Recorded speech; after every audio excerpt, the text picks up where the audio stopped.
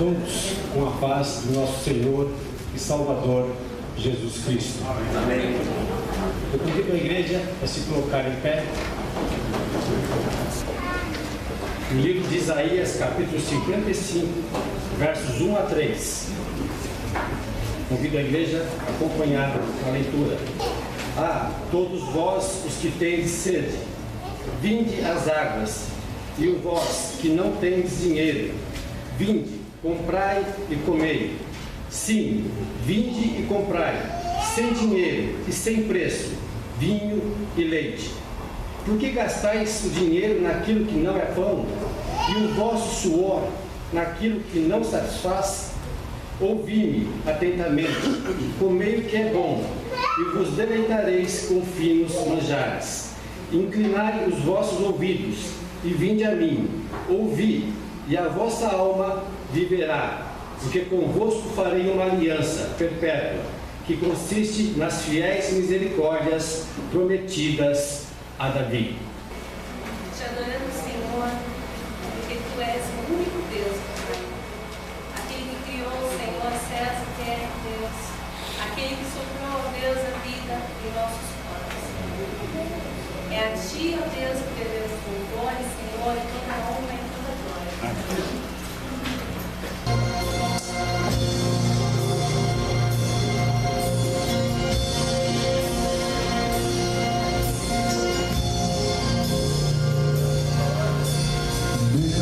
Chama pra servir o seu nome, proclamar, levando o evangelho a cada bairro, a cada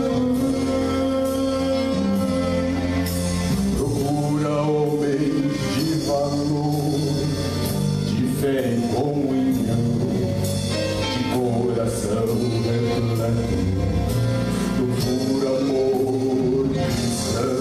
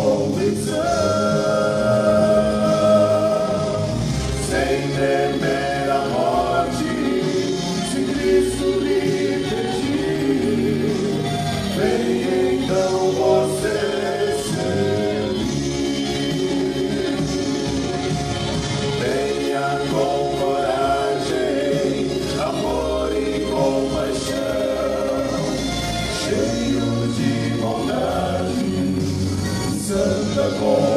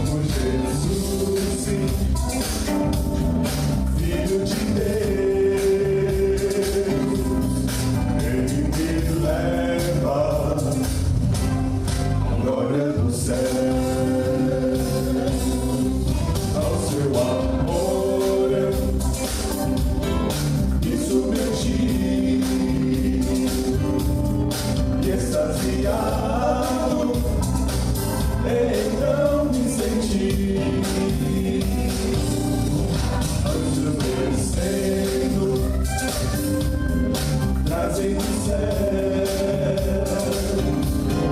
mas infinita do grande Deus. Canta minha alma, canta ao Senhor, em ti sempre canta louvor. Canta minha alma, canta ao Senhor, em ti sempre louvor.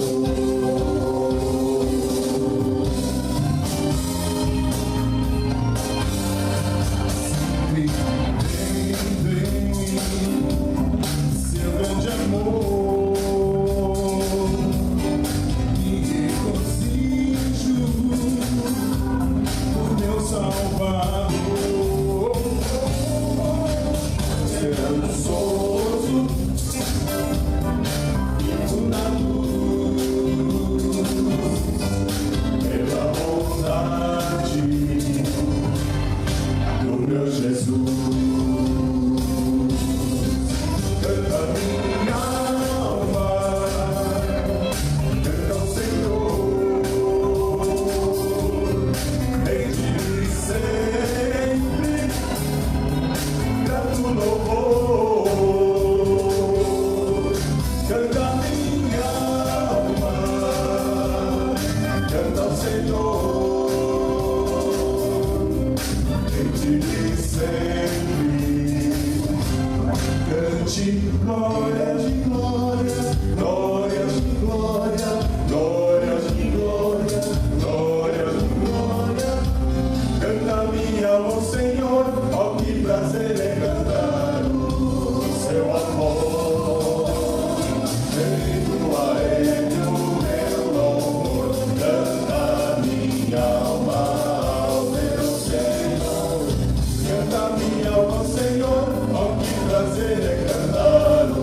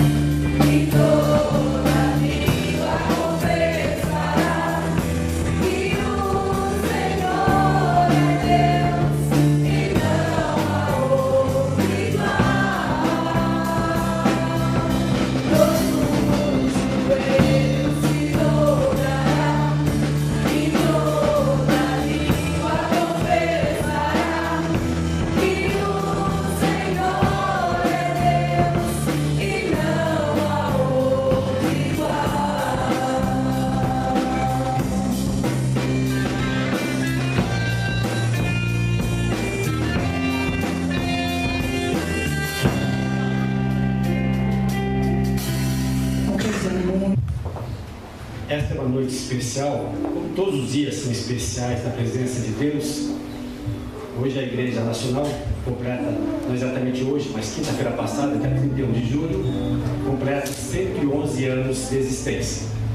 Isso é uma alegria para nós como igreja e estamos alegres em ver os irmãos presentes hoje. E queríamos conhecer aqueles que nos visitam pela primeira vez. É uma satisfação conhecê-los. À minha esquerda, alguém que nos visita pela primeira vez. Seu nome? Rafael. Seja bem-vindo, Rafael. Sinta-se bem em nosso meio. Deus o abençoe. À minha direita, olha, muito bem. Então, a partir da minha direita, Paulo. Nice. Henrique. Sibeli. Vocês todos são muito bem-vindos também. Berenice. Uma quinta pessoa ali. Berenice, vocês todos são muito bem-vindos. Há mais alguém? Quem está aqui na minha esquerda? O senhor de camisa branca? Já veio. Ah, tá. Então, seja bem-vindo também a todos que nos visitam mais vezes. É um prazer, uma satisfação ter conosco. E vamos cantar. E no momento oportuno, durante o cântico, vamos nos abraçar, vamos nos cumprimentar em nome de Jesus. Amém.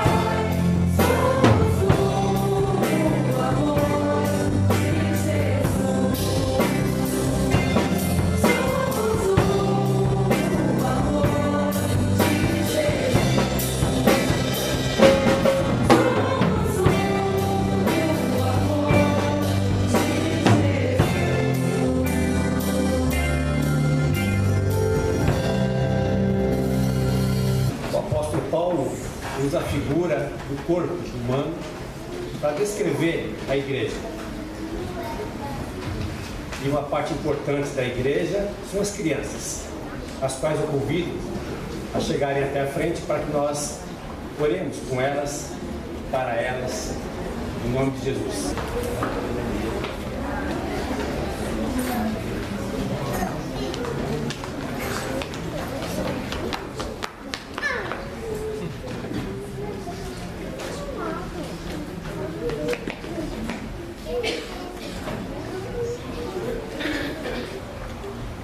Deus Pai, nós estamos na casa do Senhor,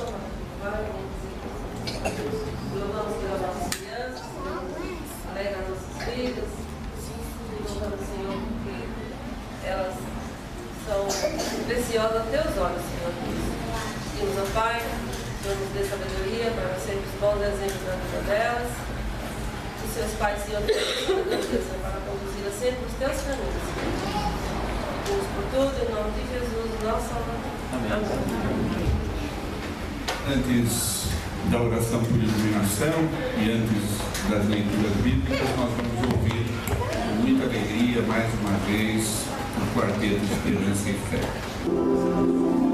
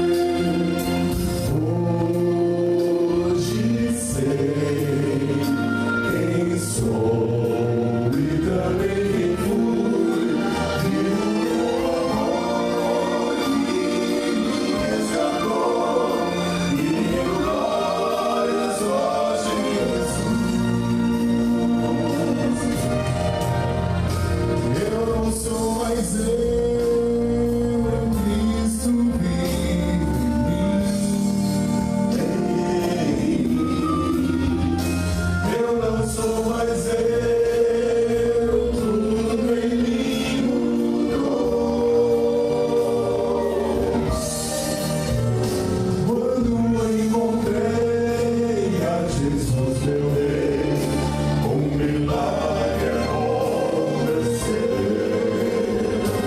Vivo mais isso vive em mim.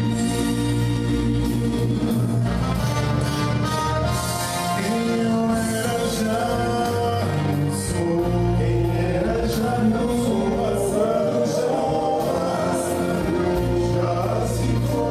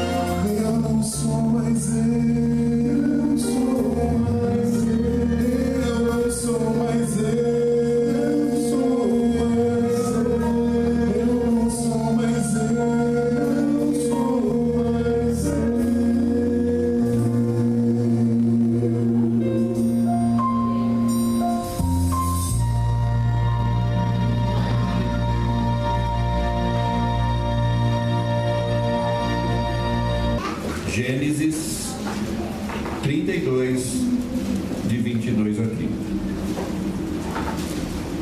Levantou-se naquela mesma noite, tomou suas 2 mulheres, suas 2 servas e seus 11 filhos e transpôs o vale de Jaboque. Tomou-os e fez-los passar o ribeiro. Fez passar tudo o que lhe pertencia. Ficando ele só, e lutava com ele um homem, até ao romper do dia. Vendo este que não podia com ele, tocou-lhe na articulação da coxa, deslocou-se a junta da coxa de Jacó na luta com o homem. Disse esse: deixa-me ir, pois já rompeu o dia. Respondeu Jacó: não te deixarei ir, se me não abençoares. Perguntou-lhes, pois, como te chamas? Ele respondeu: Jacó. Então disse: já não te chamarás Jacó, e sim Israel, pois como príncipe lutastes com Deus e com os homens e prevalecestes. Tornou Jacó: dize, rogo-te, como te chamas? Respondeu ele: por que perguntas pelo meu nome? E o abençoou ali. Aquele lugar chamou Jacó Peniel, pois disse: vi a Deus face a face, e a minha vida foi salva. Palavra do Senhor. Graças a Deus.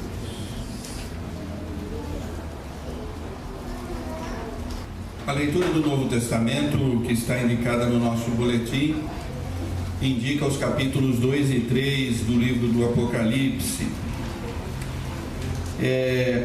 Esses 2 capítulos trazem as cartas que foram escritas para as igrejas da Ásia Menor.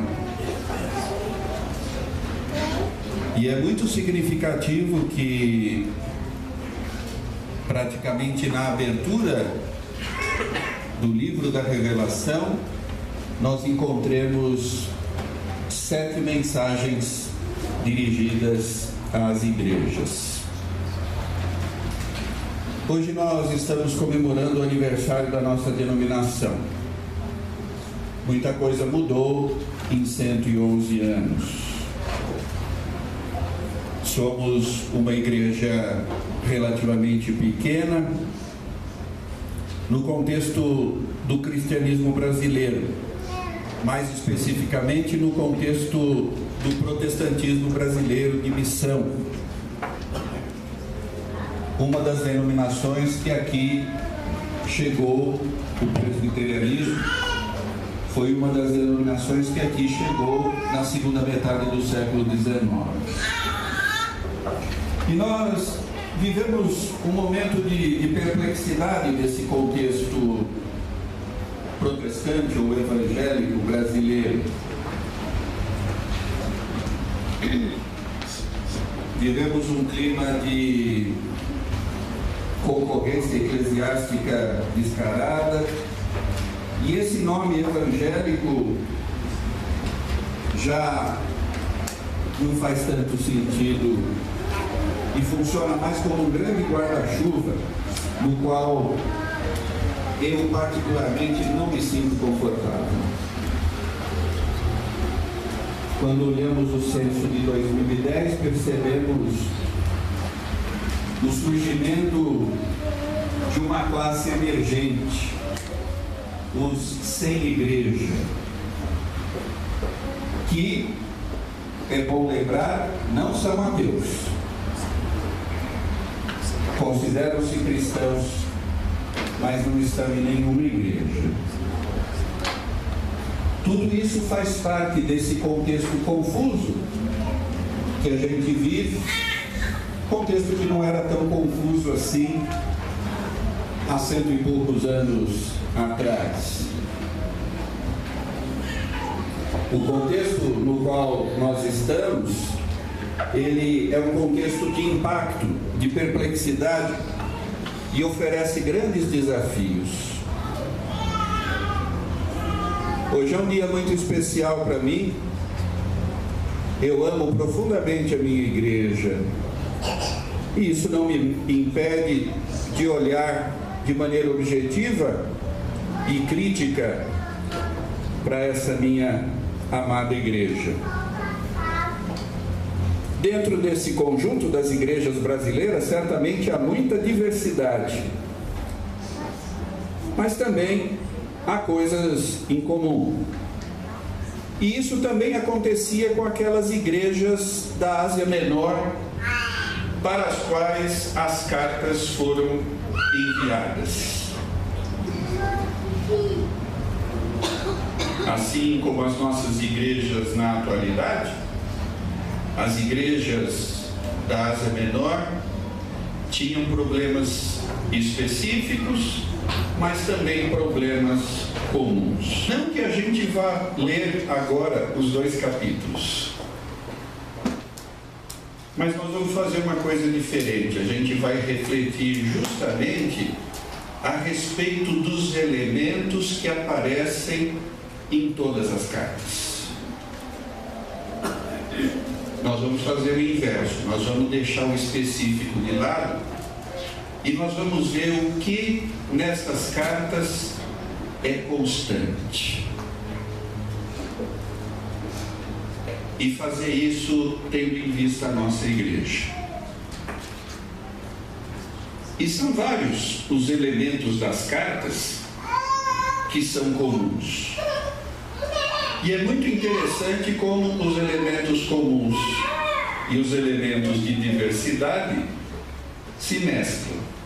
Os elementos comuns fazem com que as cartas fiquem em certa perspectiva parecidas na sua estrutura. E isso é muito importante. A gente pode abrir no livro do Apocalipse, no capítulo 2, porque os elementos que nós vamos mencionar estão presentes nas 7 cartas. E nós podemos pegar como referência a primeira, dirigida à igreja em Éfeso. O primeiro elemento que a gente encontra em todas as cartas é a palavra que diz: ao anjo da igreja tal, escreve. Essa expressão anjo da igreja ela não é uma expressão muito fácil de interpretação. Quando a gente lê os comentaristas bíblicos, eles não concordam todos sobre essa referência. Alguns dizem, não, ele está escrevendo ao pastor. O pastor da igreja é o anjo da igreja.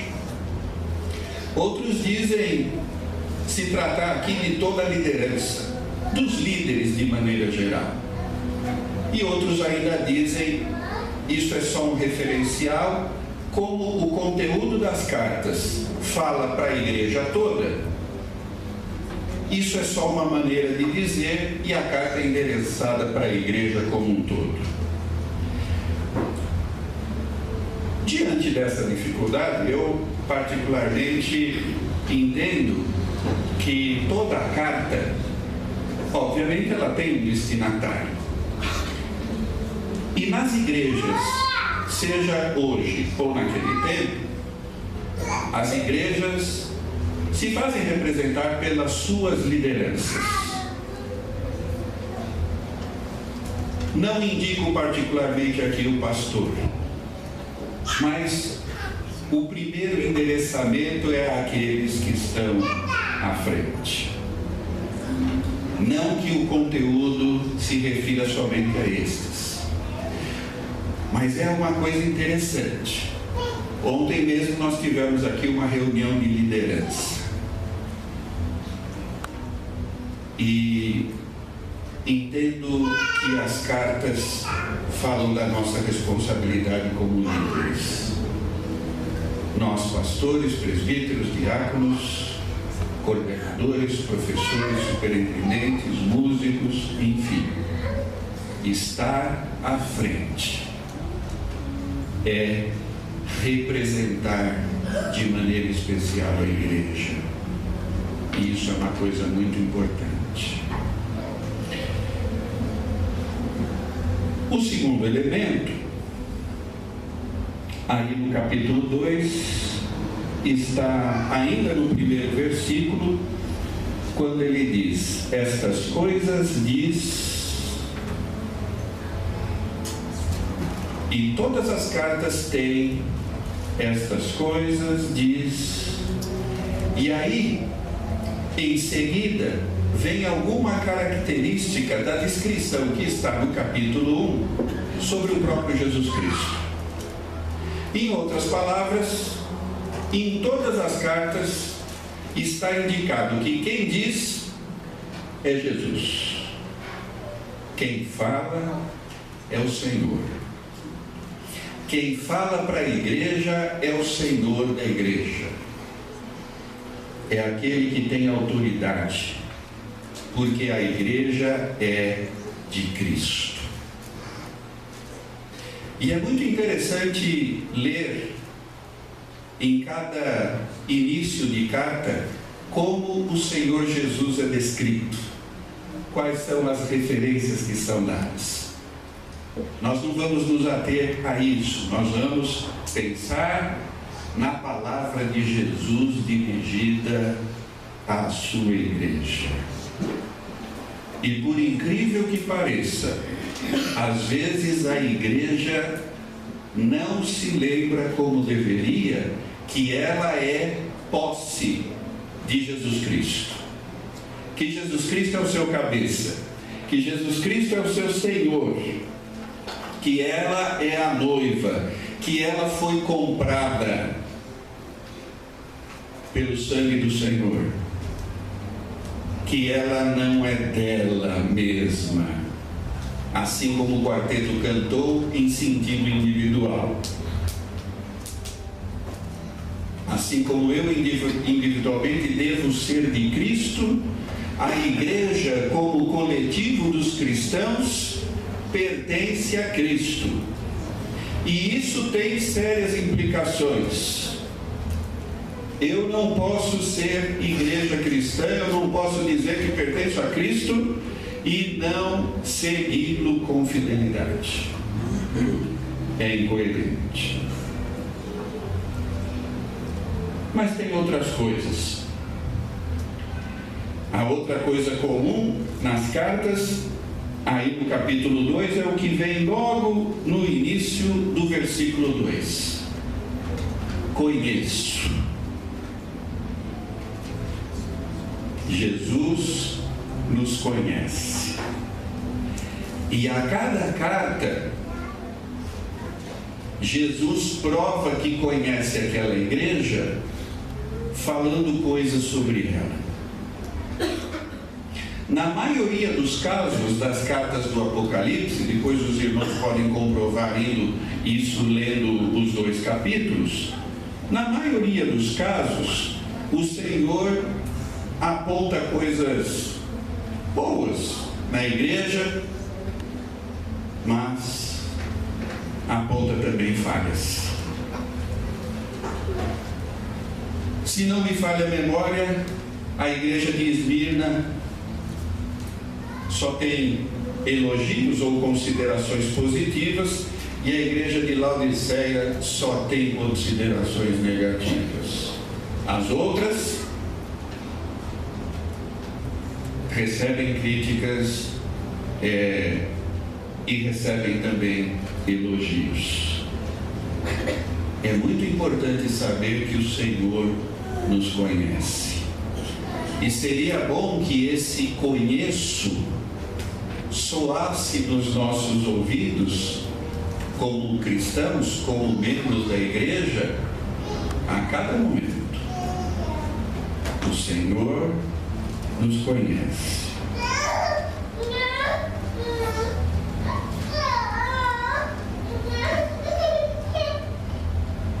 O Senhor conhece o teu ânimo. O Senhor conhece o teu compromisso. O Senhor conhece até o que você pensa de você mesmo como igreja. É o caso de Laodiceia, uma igreja aparentemente rica, com muitos dons materiais, uma igreja que se gabava desses dons, e aí o Senhor Jesus, só estou citando como exemplo, diz: e você não percebe que você é um miserável, pobre, cego e nu. Seria bom que nós, como igreja, sempre entendêssemos que diante de Deus nós devemos ser assim. Reconhecermos que nós somos miseráveis, que nós somos pobres e necessitados, e que nós devemos nos apresentar diante de Deus de mãos vazias, carentes da graça de Deus. E não precisamos que o Senhor nos lembre que nós somos quase nada. E o que eventualmente fazemos na sua obra, fazemos pela sua graça, pelo seu Espírito, por dons que foram concedidos como presentes do Espírito Santo para nós. Então não temos nada de que nos gloriarmos. Só podemos nos gloriar na cruz de Cristo, caso a nossa vida esteja lá pregada junto com o Senhor.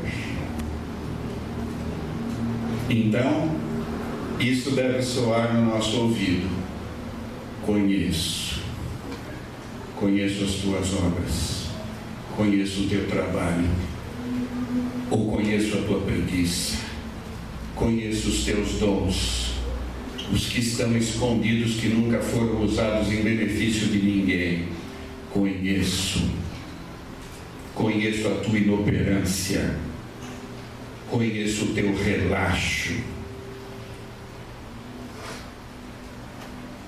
a forma indigna como você vive muitas vezes a tua condição de membro da igreja. Conheço. Às vezes a gente pensa que ninguém nos conhece. Jesus conhece. Lembre-se disso. Tem mais coisa em comum. Lá no final, Todas as cartas têm: quem tem ouvidos ouça o que o Espírito diz às igrejas. E aí nós temos dois elementos a serem levados em consideração. O primeiro: quem tem ouvidos para ouvir, ouça. Essa expressão foi usada por Jesus nos Evangelhos. Ela não é estranha. Ela, na verdade, de maneira proposital, ela contraria a lógica. Quem tem ouvidos para ouvir, ouça. Na verdade, a lógica dispensaria a afirmação.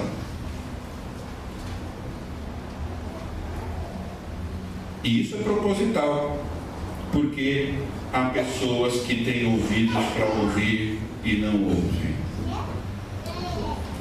Quando a gente estuda o sistema de comunicação, a gente sabe que tem um transmissor e um receptor.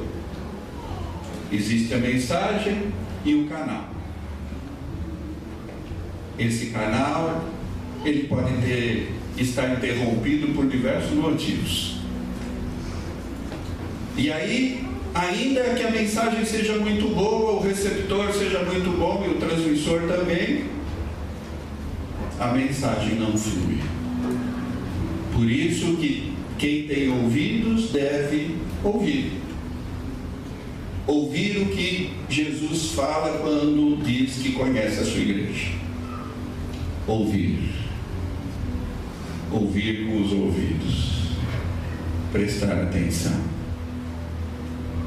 A gente presta atenção melhor quando a gente se cala. E tantas vezes a gente deve se calar realmente diante de Deus. Nosso silêncio é postura de submissão, de adoração. E mesmo em silêncio pode ser um clamor dizendo: fala, Senhor, que o teu servo ouve. É assim que Deus nos quer, prontos para ouvir. Essa frase tem um segundo elemento, que quem tem ouvidos para ouvir, ouça o que o Espírito diz. E isso é maravilhoso nesse texto, porque lá em cima o texto diz que quem fala é o Senhor Jesus. E aqui embaixo, o que diz o Espírito. Porque o Espírito Santo é o Espírito do Senhor Jesus Cristo. Numa imagem muito bonita, a gente pode dizer que o Espírito, que etimologicamente é fôlego, vento, o Espírito é o fôlego da palavra. E olha que imagem bonita. A nossa voz humana, a palavra que sai da nossa boca, ela não pode ser ouvida se o ar não passar pela nossa garganta produzindo som. Olha que coisa maravilhosa. A palavra depende do sopro.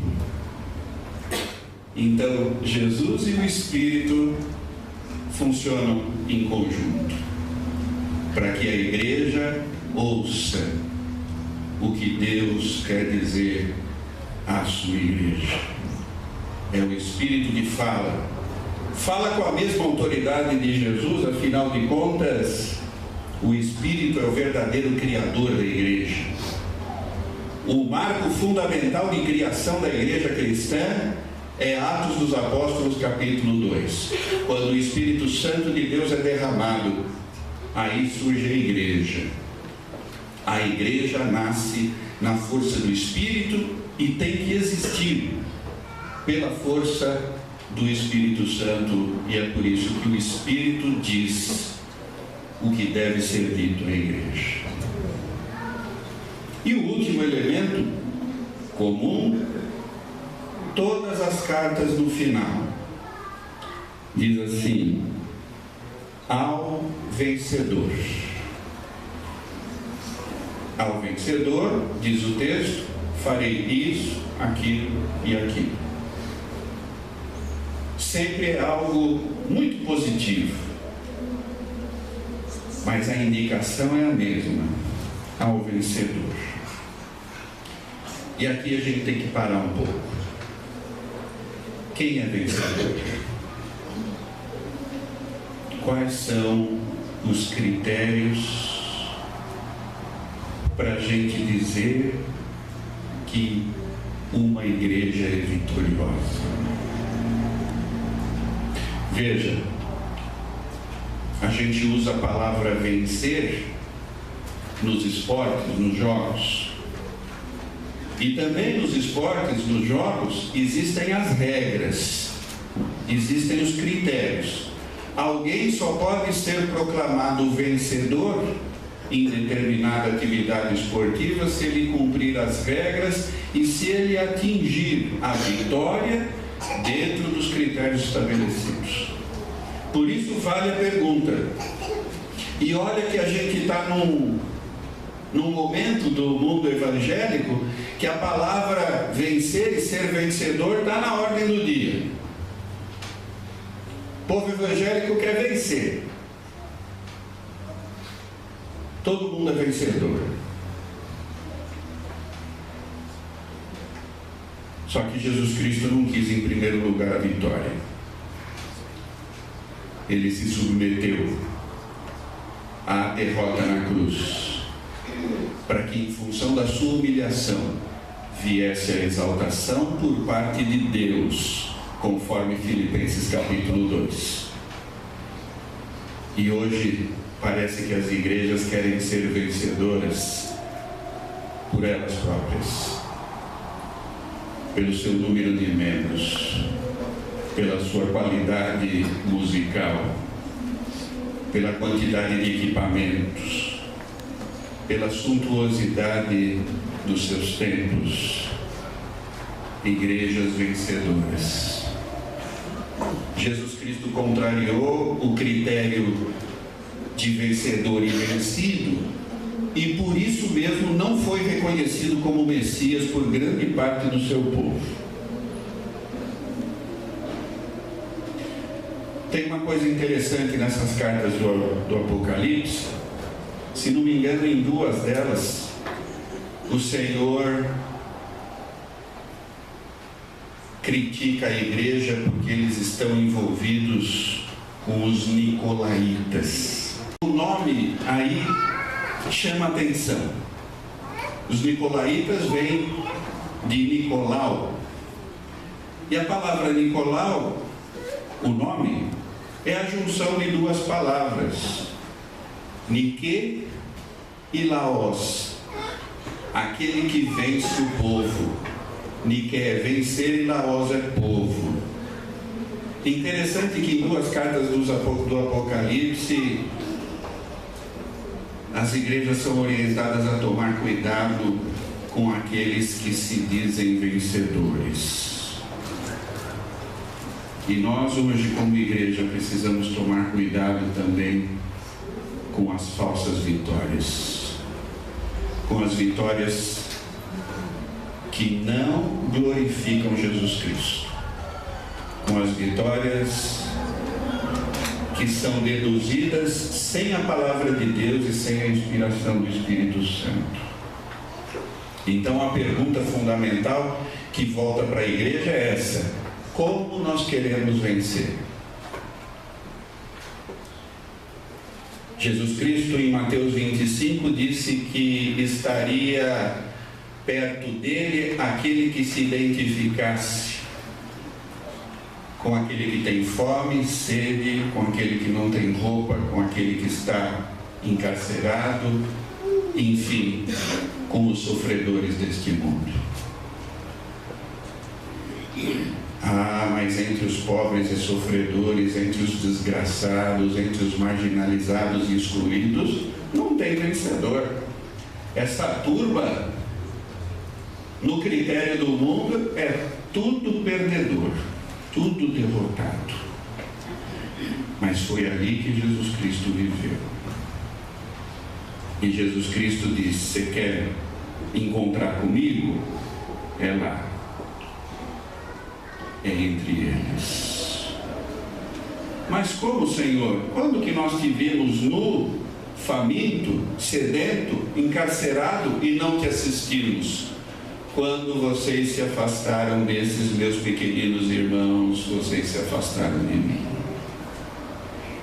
Ah, eu gostaria que a minha igreja não ouvisse essas palavras. Eu gostaria que a minha igreja ouvisse: vinde benditos de meu Pai, porque eu tive fome e me destes de comer, tive sede e me destes de beber. Em resumo, estava em sofrimento e você me atendeu. A igreja que faz isso com os pequeninos irmãos do Senhor Jesus, que andam espalhados por este mundo e que certamente nunca vão poder entrar no templo de Salomão. Esse aí. A igreja deve encontrar o Senhor para poder ouvir a voz do Espírito. Como nós queremos vencer? Eu gostaria que a terceira IPI de Guarulhos, bem como toda a IPI do Brasil, essa igreja que eu conheci quando eu tinha 14 anos. Aos 15 fui recebido como membro da Igreja Presbiteriana Independente de Casa Verde. Essa igreja que completa 111 anos. Eu gostaria que ela se identificasse com a vitória de Cristo. A vitória da cruz. A vitória da submissão para posterior exaltação em nome de Deus. Não a própria exaltação. Que o Senhor nos ajude a entender a sua palavra e que, a exemplo das igrejas da Ásia Menor, estejamos com os nossos ouvidos abertos para que sejamos em Cristo mais do que vencedores. Amém.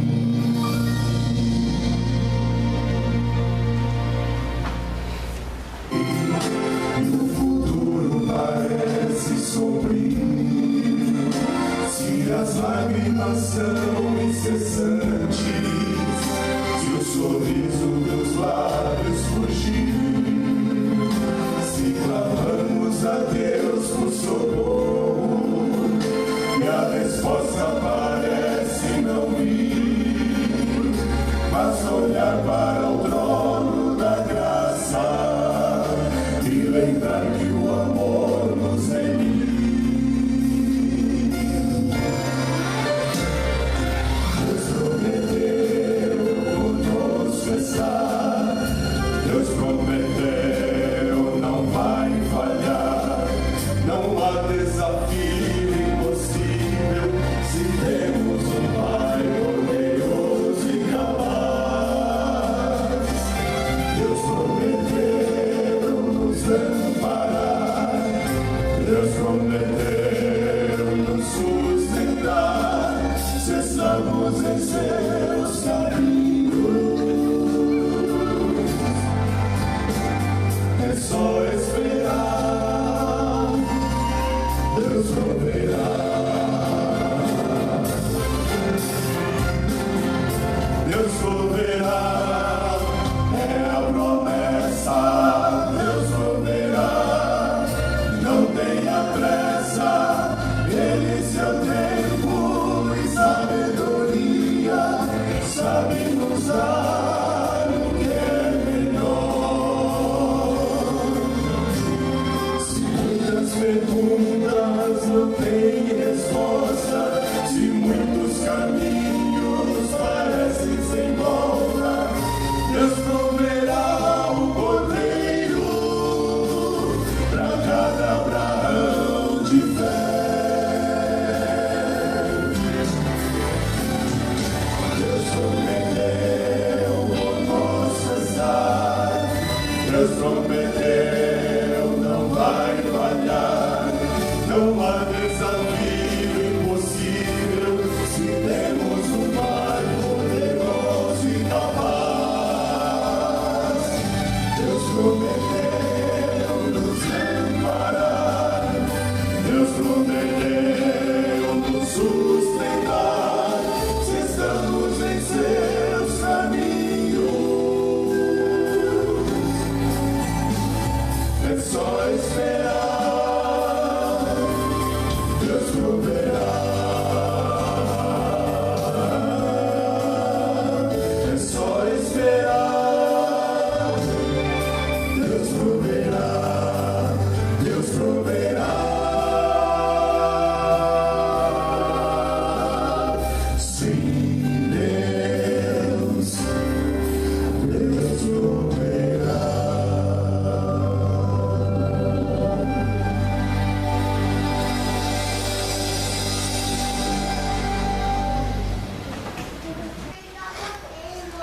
Queremos orar nesta hora pela caminhada da IPI do Brasil, Senhor. Por esta caminhada de 111 anos. Uma história bonita, uma história com a participação de tantos irmãos corajosos, lutaram por um sonho, por um ideal, não um ideal pessoal, mas um ideal vindo de Ti, Senhor, para que a IPI do Brasil fosse um ramo da Tua igreja visível aqui na terra, Senhor. Que o Senhor continue, Senhor, fortalecendo todos aqueles que dirigem esta caminhada da IPI, e que realmente seja um propósito maravilhoso, Senhor, de estar sempre proclamando o Teu Evangelho, o Teu Reino, nessa missão maravilhosa de que somos chamados igreja, Senhor, com um propósito único da pregação do Teu Evangelho. Ó Pai, que nós possamos recordar dessa história com tantos choros, mas muito mais alegria, muito mais vitória, porque o Senhor se faz presente na vida dessa denominação, Senhor. Ó Pai, obrigado por fazermos parte dessa história que é escrita por Ti mesmo, Senhor, e que nós possamos, ó Senhor, assumirmos nesse mundo tão conturbado de um evangelismo barato, de um evangelho barato que está sendo pregado nos nossos tempos. Ó Senhor, que nós possamos ter uma voz profética, uma voz firme, consistente, Senhor, no Teu Santo Espírito, da proclamação do Teu Evangelho, Senhor. Obrigado, Senhor. Obrigado pela IPI. Obrigado por todos esses pastores que abraçaram com grande amor o seu ministério e fazem parte da história da IPI. Todos os presbíteros, Senhor, que fazem parte da IPI, Senhor. Toda a cúpula da mesa diaconal, todos os departamentos, ó Senhor, o departamento de missão existente na nossa igreja, Senhor.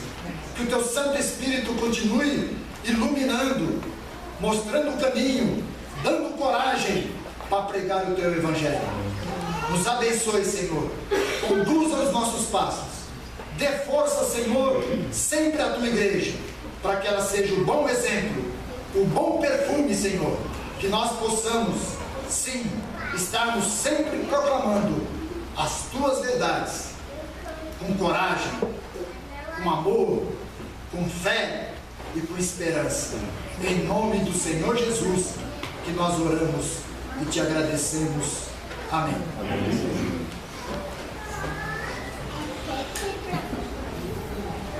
Como tem sido já muitos domingos,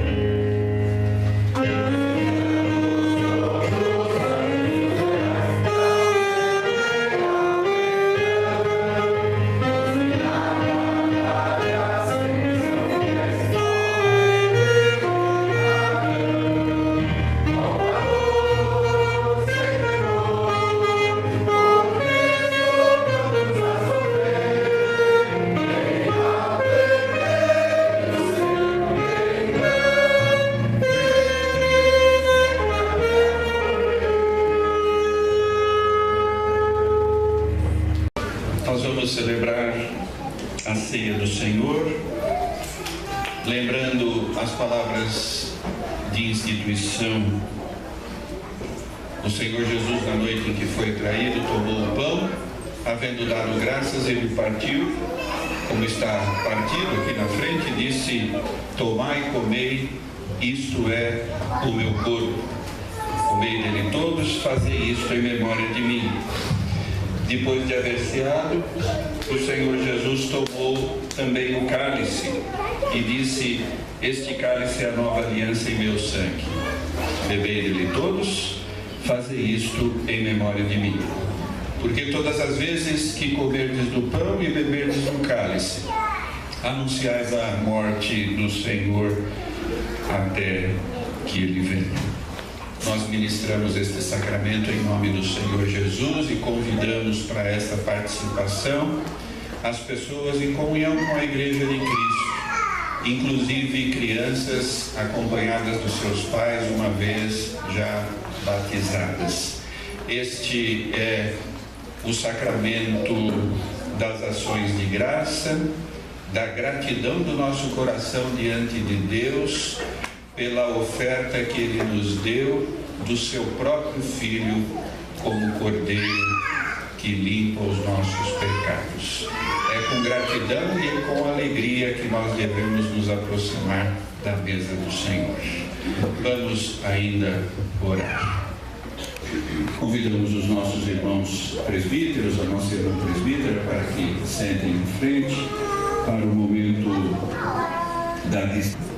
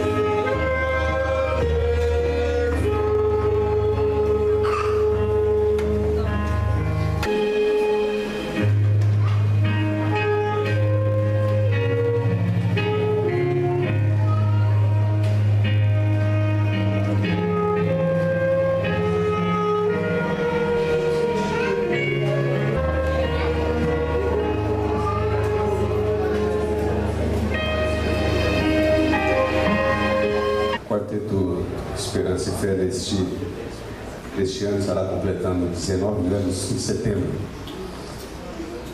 Nesses 19 anos, muitos componentes entraram e saíram. Da última vez que nós viemos aqui, vocês podem ver que nós estamos com uma face nova, diferente. Nesses 19 anos, eu sou o único preciso firme aí. O único teimoso no grupo até aqui. Nesses 19 anos, muitos passaram aqui, deixaram muitas alegrias. Alguns deixaram tristezas, mas a maioria deixou alegria. E eu estava sentado no banco, recordando do Fernando. Vocês lembram do Fernando? Quando o Fernando passou, ele cantou 12 anos conosco. E eu gostava muito do Fernando, gostava como gosto dele.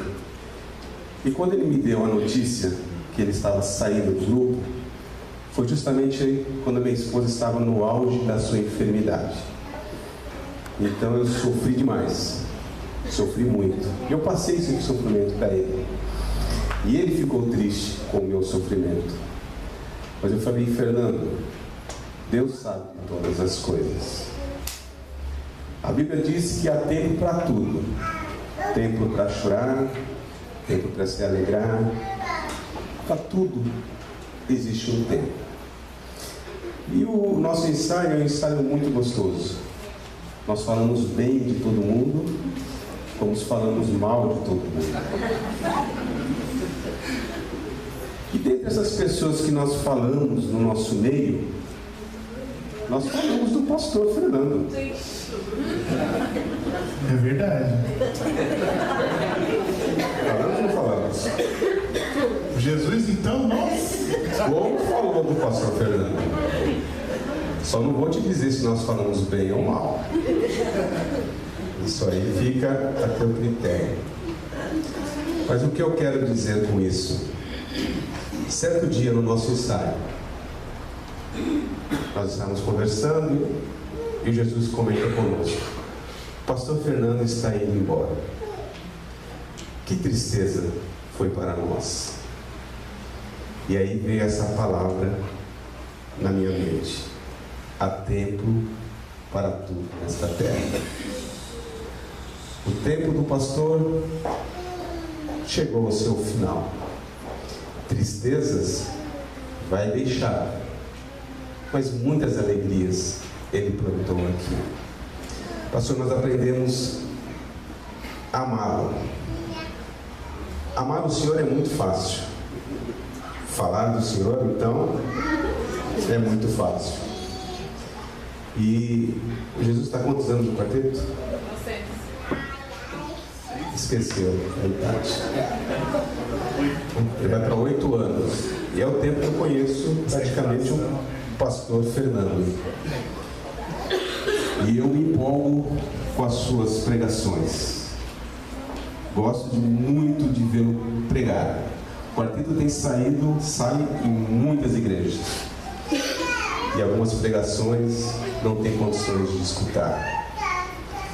Mas o pastor tem essa característica: pregar bem. E a nossa oração, seja aonde for, que o Senhor continue sendo bênção, como o Senhor foi em todos esses anos da IPI de Guarulhos, como foi bênção na vida de cada um. Mas existem outras pessoas que precisam ser abençoadas. E a nossa oração, que o Senhor continue abençoando muitas e muitas vidas. A música que nós vamos cantar agora diz que amigos são especiais, são tesouros que Deus coloca no nosso caminho. E o pastor Fernando foi um tesouro muito grande colocado na vida de cada um desta amada igreja.